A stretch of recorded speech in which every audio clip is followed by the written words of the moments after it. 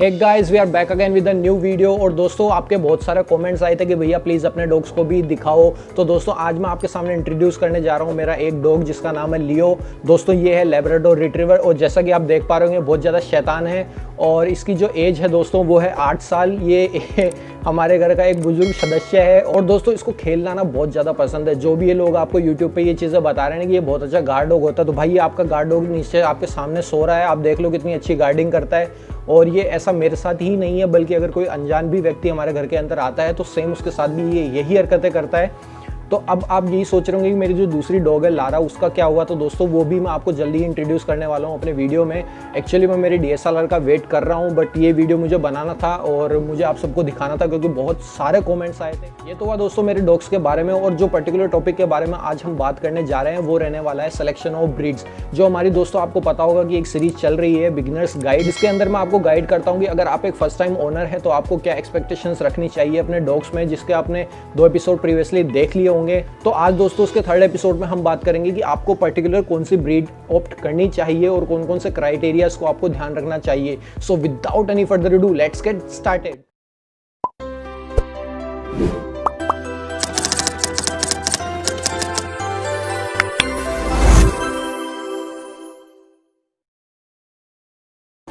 दोस्तों, breed selection के अंदर जो चीज़ मैटर करती है उसके अंदर काफ़ी सारी चीज़ें आती हैं। जैसे कि अगर मैं बात करूं, आप जब भी एक ब्रीड लेने जाएंगे तो आपको लोग यही बोलेंगे कि भैया आपको किस तरीके की ब्रीड की रिक्वायरमेंट है। आपको एक गार्ड डॉग लेना है, आपको एक टॉय ब्रीड लेनी है या फिर आपको एक फैमिली डॉग लेना है। तो आज दोस्तों पर्टिकुलर हम इसी बारे में बात करेंगे कि आपकी नीड्स के अकॉर्डिंग आपको कौन सी ब्रीड को सेलेक्ट करना चाहिए और आपके लिए कौन सी ब्रीड सबसे सूटेबल रहेगी। तो दोस्तों सबसे पहले बात करते हैं कि आपकी रिक्वायरमेंट आखिर कैसे डिसाइड की जाती है।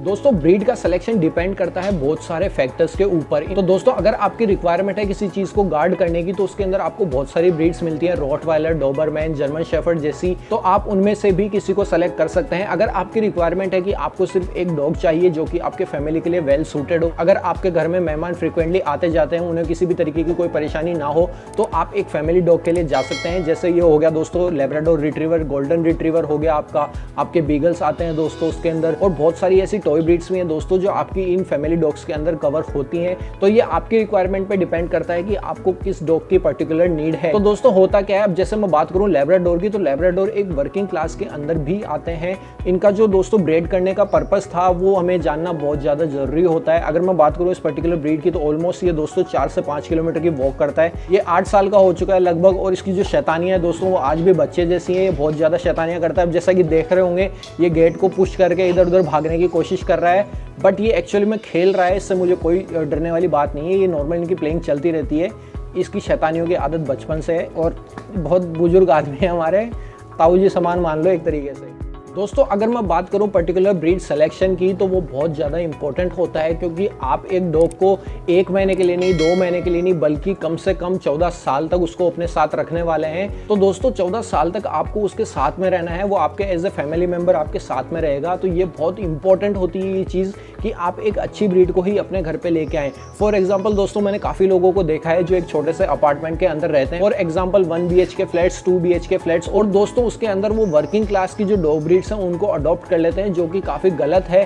क्योंकि जैसे मैं बात करूं दोस्तों इस पर्टिकुलर लैब्राडोर रिट्रीवर की, तो ये काफ़ी ज़्यादा एक्टिव ब्रीड है और इसे रेगुलर एक्सरसाइज की बहुत ज़्यादा नीड होती है। और आज का जो दोस्तों बिजी शेड्यूल है उसकी वजह से हम प्रॉपर ध्यान नहीं दे पाते, हम इसको प्रॉपर मेंटेन नहीं कर पाएंगे। दोस्तों ये जो ब्रीड है ये मीडियम साइज डॉग ब्रीड्स के अंदर आती है। तो जो इनकी डाइट है वो ऑब्वियस सी बात है दोस्तों स्मॉल साइज डॉग ब्रीड से थोड़ी ज़्यादा रहने वाली है। जो आपकी कॉस्टिंग है दोस्तों वो भी आपकी ऑफकोर्स सी बात है नॉर्मल टॉय ब्रीड्स के मुकाबले थोड़ी सी बढ़ जाएगी। तो उस चीज़ का भी आपको ध्यान रखना चाहिए कि आपका बजट 14 साल तक किस पर्टिकुलर डॉग ब्रीड को अलाउ कर सकता है। दोस्तों फरारी सभी को पसंद होती है, उसका एवरेज भी आप सभी को पता है, उसकी कॉस्टिंग भी आप सभी को पता है। सेम दोस्तों डॉग्स के अंदर में भी यही चीज़ होती है। अगर मैं बात करूँ लार्ज साइज डॉग ब्रीड्स की तो इंग्लिश मैस्टिफ मेरी one of the favourite dog breeds में से एक है। बट अगर मैं बात करूँ दोस्तों उसके मेंटेनेंस की तो ऑफकोर्स सी बात है मैं अभी इतना कैपेबल नहीं हूँ कि मैं उसका खर्चा अफोर्ड कर सकूँ, क्योंकि लोग आपको बेशक ये बोल दें कि उसकी डाइट एक लैब्राडोर रिट्रीवर जितनी होती है, बट भाई जब एक्चुअली में आप उस डॉग ब्रीड को पालोगे, जब वो आपसे खाना डिमांड करेगा तब आपको ये चीज़ पता चलेगी कि आखिर उसमें आपको कितना खर्चा करना पड़ता है।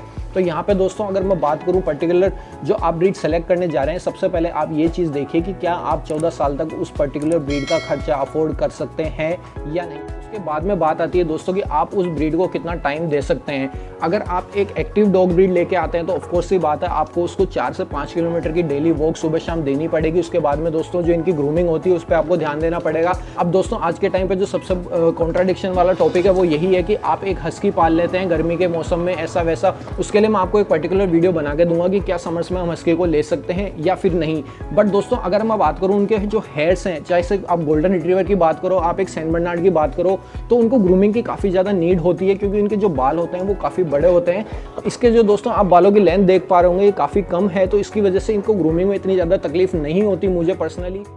तो दोस्तों मैंने भी मेरी लाइफ के अंदर ऐसे बहुत से केसेस देखे हैं जिसके अंदर लोग पाल लेते हैं लासा एप्सो, शित्जू जैसी लॉन्ग हेयर डॉग ब्रीड्स, और जब उनकी मेंटेनेंस की बात आती है तो दोस्तों उनके जो हेयर्स होते हैं उनके अंदर गुच्छे से बनना शुरू हो जाते हैं, काफ़ी स्टिफ हो जाते हैं, जिसकी वजह से दोस्तों डॉग्स को काफ़ी ज़्यादा प्रॉब्लम होती है और हम उनके ग्रूमिंग का जो एक्सपेंस है वो उठा नहीं पाते। हम देखा देखी के अंदर वो डॉग्स ले तो आते हैं बट उनको जब पालने की बात आती है तो हमें काफ़ी ज़्यादा प्रॉब्लम होती है। मैं यहाँ पे आपकी प्रॉब्लम की दोस्तों बिल्कुल भी केयर नहीं करता, मुझे सिर्फ और सिर्फ आपके डॉग से मतलब है। तो अगर आपका डॉग किसी भी चीज़ से परेशान हो रहा है तो आप ऐसी चीज़ें करो ही मत।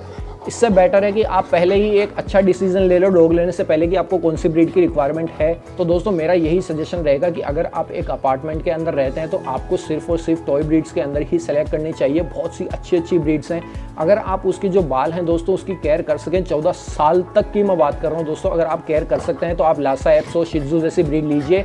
अगर आपके बस की नहीं है तो प्लीज़ उन जानवरों को, अमुक जानवरों को परेशान मत करो। तो दोस्तों ऐसी बात नहीं है कि आपके पास में ब्रीड्स की कमी है, बहुत सारी ब्रीड्स अवेलेबल है हमारे इंडिया के अंदर भी। तो आप इतने एक पर्टिकुलर ब्रीड को लेकर चूजी ना बने, आप अपनी रिक्वायरमेंट्स को देखें। और मेरे भाई डॉग ऐसी चीज़ है वो आप किसी भी ब्रीड का ले आओ। मैं तो यहाँ पे दोस्तों सबसे ज़्यादा प्रमोट करता हूँ स्ट्रे डॉग्स को। अगर आप उनको भी पालोगे तो ये जो ब्रीड्स हैं यहाँ पे फॉरेन ब्रीड्स वो भी उनके सामने फेल हो जाती हैं क्योंकि उनके इम्यून सिस्टम का मुकाबला दोस्तों ये ब्रीड्स नहीं कर सकती। और इस चीज़ में सच्चाई है, वो गली के अंदर घूमते रहते हैं तो भी इनसे ज़्यादा हेल्दी नजर आते हैं, इनसे ज़्यादा एक्टिव होते हैं। तो दोस्तों आपको हमेशा से ये एक वाइज डिसीजन लेना चाहिए कि आपको कौन से ब्रीड की रिक्वायरमेंट है। तो दोस्तों किसी की भी देखा देखी में मत जाओ, आपकी रिक्वायरमेंट्स कौन सी ब्रीड फुलफिल कर रही है वही सबसे बेस्ट है आपके लिए। और दोस्तों ये जो आप देख के ला रहे हो ना आज के कि मेरे फ्रेंड के पास हस्की है, वो एक वुल्फ ब्रीड लगती है, इस वजह से हम भी हस्की पालेंगे, तो पहले मेरे भाई उसको ये देखो ना आपकी क्या आप उसका खर्चा उठा सकते हो, उसका जो कोट है आप उसको 14 साल के लिए मेंटेन कर सकते हो, उसको प्रॉपर न्यूट्रिशन दे सकते हो, क्या आप उसको एक ठंडे क्लाइमेट के अंदर लाइफ लॉन्ग रख सकते हो या नहीं।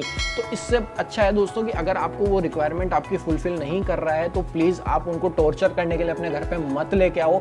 तो मेरे भाई मेरा सजेशन यही रहेगा कि प्लीज़ देखा देखी बंद करो, जानवरों को टॉर्चर करना बंद करो। और तुमसे नहीं पार पड़ रही तो मेरे भाई तुम स्ट्रीट डॉग्स अडॉप्ट कर लो।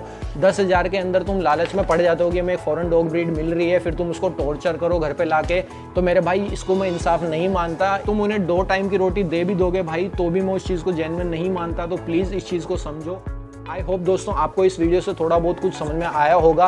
प्लीज़ मेरे भाई अनइंटेंशनली भी अगर आप किसी को हर्ट कर सकते हैं तो वो चीज़ मत करो। भाई ये बोल नहीं सकते, इसका मतलब ये नहीं है कि इसके अंदर फीलिंग नहीं होती, इनके अंदर भी फीलिंग्स होती है, इनके अंदर भी लाइफ है मेरे भाई। इनको टॉर्चर करने के लिए हम हमारे पास नहीं पाल सकते। तो आप इस वीडियो को जितना ज़्यादा शेयर कर सकते हैं मेरे भाई करें। जो भी नया जो डॉग ऑनर बनने जा रहा है उसके लिए ब्रीड सिलेक्शन कितनी इंपॉर्टेंट है ये चीज़ आप इस वीडियो से समझ ही चुके होंगे। देखा देखी बंद करो, जितना ज़्यादा हो सके आप अपनी इंटेलिजेंस को काम में लो, ब्रीड्स के बारे में रिसर्च करो। जितनी भी ब्रीड्स आपने शॉर्ट लिस्ट की हैं उनके बारे में एक एक चीज़ पढ़ो कि आखिर इस ब्रीड का टेम्परामेंट कैसा है, इस ब्रीड का नेचर कैसा है, ये ब्रीड्स की ग्रूमिंग की रिक्वायरमेंट्स क्या क्या है, उनकी डाइट क्या रहने वाली है, उनके अंदर जो बीमारियां होती हैं वो किस तरीके की रहने वाली है, उसके बाद में जाके अपना एक फैसला लो। तो दोस्तों आज की वीडियो के लिए इतना ही। अगर आपको ये वीडियो पसंद आया हो तो इसे लाइक कीजिए, हमारे चैनल को सब्सक्राइब कीजिए और आपके जितने भी डाउट्स हैं वो नीचे कमेंट कीजिए। अगर आपको कोई पर्सनली मुझसे बात करनी है तो आप मुझे इंस्टाग्राम पर डायरेक्ट DM कर सकते हैं। आज के लिए इतना ही। जय हिंद, जय भारत।